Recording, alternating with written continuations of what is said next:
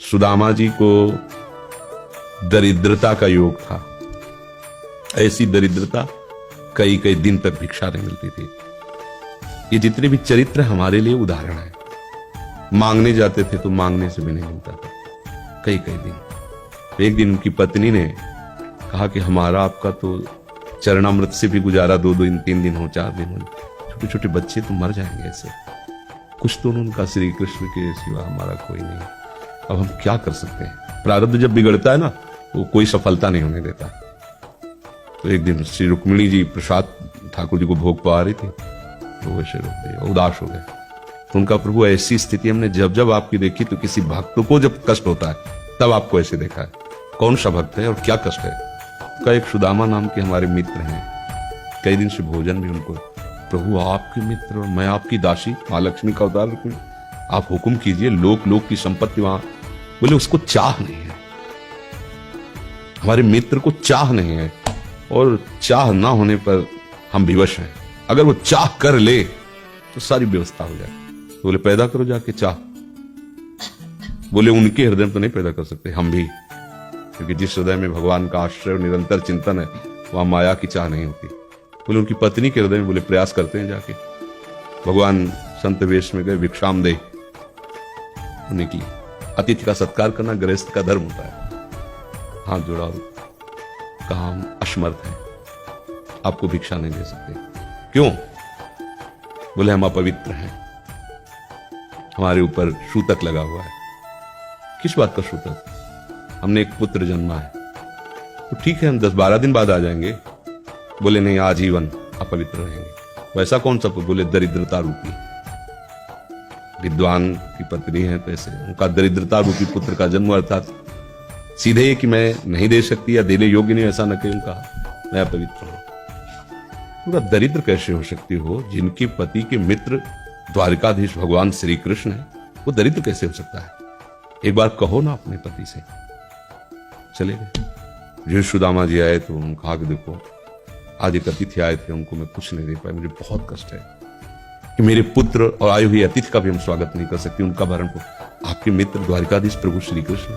सुदामा जी ने कहा, बोले चले जाओ ना, वो कुछ न कुछ सहयोग कर देंगे। तो बोले हम ऐसे मित्र नहीं बनाए कि वो हमारा सहयोग करे, कभी नहीं, मर जाऊंगा पर उनसे ये नहीं कहूंगा कि आप हमारा। बोले मत कहना, दर्शन के लिए तो चले जाओ, वो सुना है इतने उदार हैं कि जाने पर ही दे देंगे। सुदामा जी ने कहा दर्शन के लिए तो जा सकते हैं, बहुत दिन हो गए, ठीक है, पर मित्र के पास जाए तो कुछ लेके जाना चाहिए, मेरे पास तो कुछ नहीं है। पड़ोस में जैसे किसी से मांगने गई तो अरे समय जब बिगड़ता कोई नहीं होता साथ। एक ने थोड़ी उदारता दिखाई तो चावल पछोरने पर जो आगे कणका होते चावल के, जो प्राय वो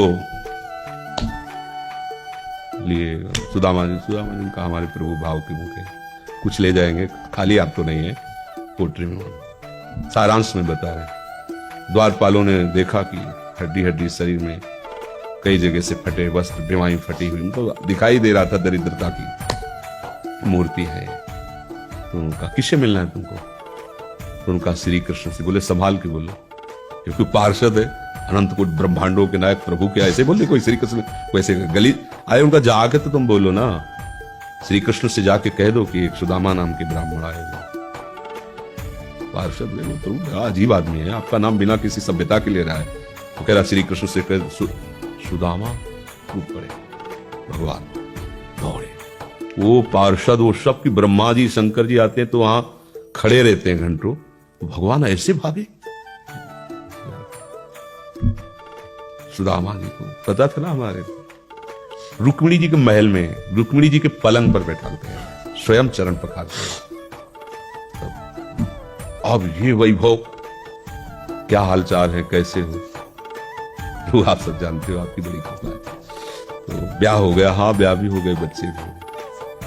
हमारे पास आए तो कुछ तो लाए ही हो गए। अब सड़े से कपड़े में चावल ऐसे बड़ी बड़ी वैभव, महारानियां सब, भगवान का। चुप ऐसे बोले देखो फिर चुप कर रहे हो, हमारे हिस्से की चोरी पहले की थी और फिर चुप कर रहे हो। अपनी हिम्मत नहीं पड़ रही थी, हे महामहिम प्रभु को कैसे हो तंदुर। भगवान ने ऐसे छीला, ओह आज तक मुझे ऐसा स्वाद नहीं मिला। भगवान बड़ाई कर रहे हैं, देखो रुक्मिणी जी की आंखों में आंसू आ गया वो दृश्य। भगवान दूसरे पकड़ लिया हाथ, बस प्रभु हम आपके सिवा नहीं रह सकती। और भगवान को सुदामा जी का स्वागत सम्मान, अच्छे कपड़े पहनाए। जब चलने लगे ना तो भगवान की तरफ वो देखते, मतलब कामना नहीं पर कि देखा पत्नी कह रही थी जाओगे कुछ लोग कुछ चले प्रभु, हाँ ठीक, घर से ऐसे चले जाना, हाथ भी खाली।